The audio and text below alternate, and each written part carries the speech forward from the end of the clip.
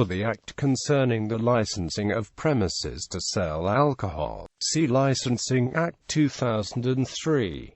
The Licensing Act of 1737 was a pivotal moment in theatrical history. Its purpose was to control and censor what was being said about the British government through theatre. The Act was modified by the Theatres Act 1843 and was finally repealed by the Theatres Act 1968.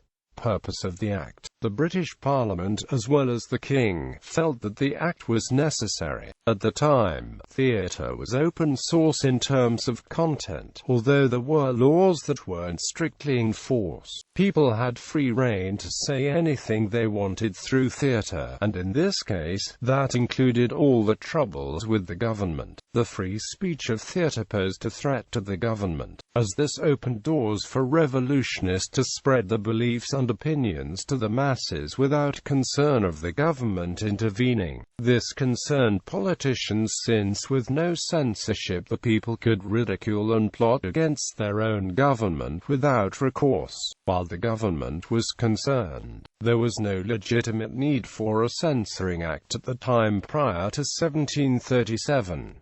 So during a 4-year period between 1733 and 1737, the government had to wait until there was a need for the Act to be created. Through this Act the government was able to control and censor theatre with much more force than any single law that existed beforehand. Previous laws, though official, were not strictly enforced. Master of the Revels. The function of censorship of plays for performance fell to the Master of the Revels by the time of the reign of Queen Elizabeth I.